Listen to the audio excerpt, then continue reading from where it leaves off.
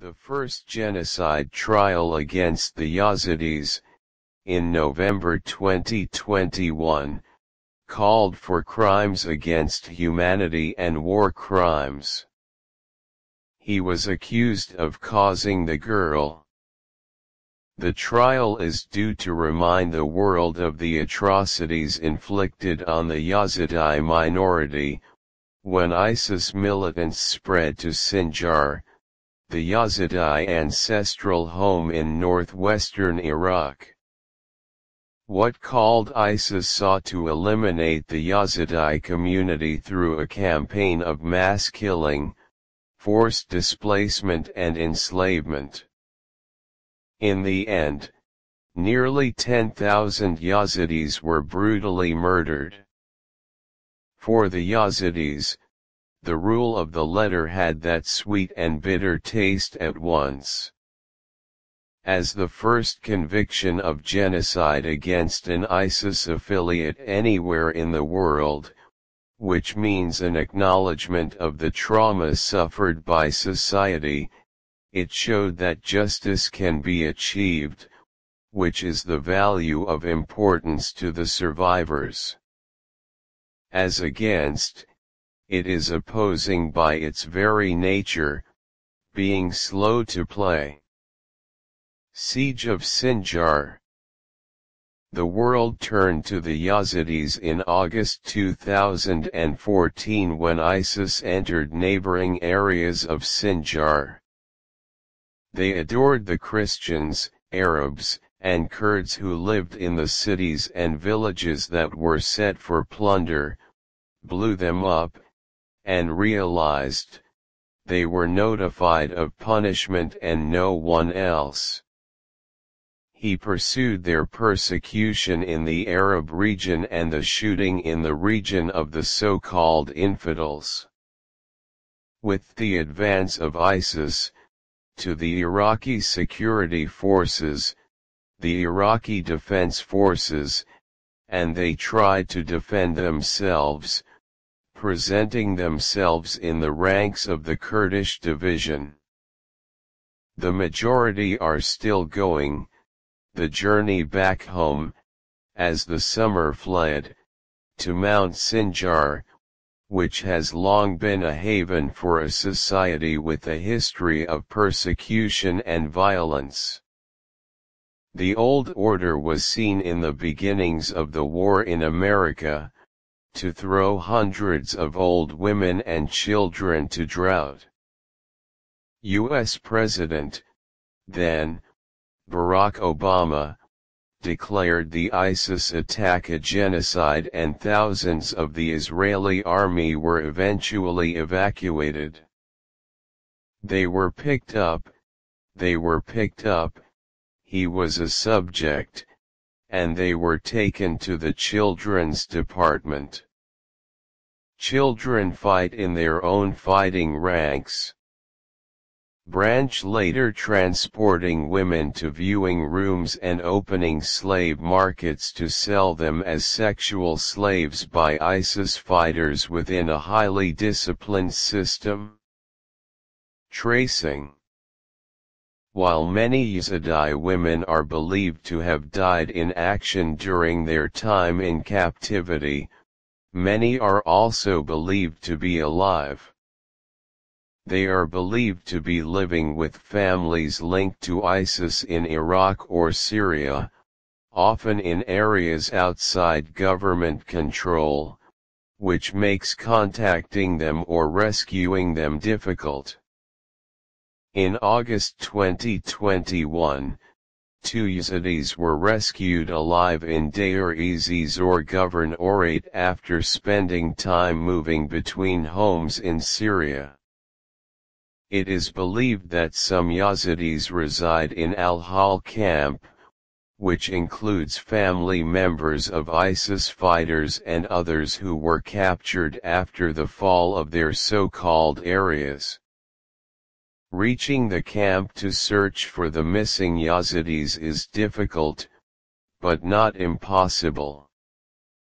A campaign launched by various organizations last September saw pressure to carry out an official search to locate the missing women and children, including this camp. In December, an appeal was launched from 17 countries to shed light on the nearly 2,800 missing Yazidi women and children. So far, no government-led search has been launched to find them, nor have there been systematic efforts by the Iraqi authorities to examine children held in camps such as Al-Hol and Rajeh. Now everyone is still waiting for urgent concrete action. The failure of the international community pushed ordinary people to action. Dedicated to finding the missing girls, dedicated activists have established a network of informants in Syria to rescue kidnapped Yazidis. Abdullah Shraim is one of them, after the detention of 56 members of his family. She was the first to return his niece Marwa at the end of 2014, and with the help of cigarette smugglers, Shraim was able to locate and rescue her in Raqqa. When the other families found out, they started calling Shraim frantically. They came to me and asked to rescue their kidnapped relatives, Shraim said. You have saved many and created a large group to save as many people as possible. So far, I have rescued 399 people, and I have all their names, the dates they were rescued and the places they were rescued from, because I want to support my work with evidence. To locate the girls, Shraim coordinated an intricate network of volunteers across Syria, including nurses, garbage collectors, and women going house to house selling clothes and bread.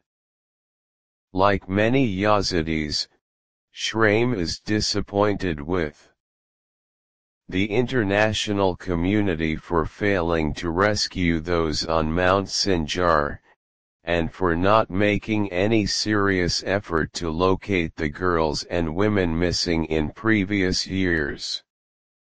Shraim continued, from the beginning of 2014 to the end of 2014, the international community and local governments were not present. We rescued many kidnapped girls and women even before establishing an informal office in Raqqa for this purpose. If there was international or local support, we would have rescued large groups that were nearby in areas like Tal Afar and Mosul. We felt abandoned, and we still feel that way. Return barriers. Of the 12,000 Yazidis who went missing, 5,000 were identified dead and a few thousand rescued, meaning that up to 4,000 are still missing. Many mass graves in Sinjar are still waiting to be exhumed, with thousands of families fearing the worst for their potential loved ones.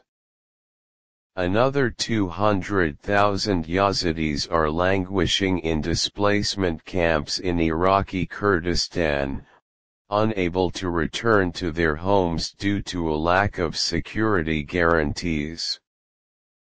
There is no longer a place to live, as Sinjar and the surrounding villages are largely in ruins.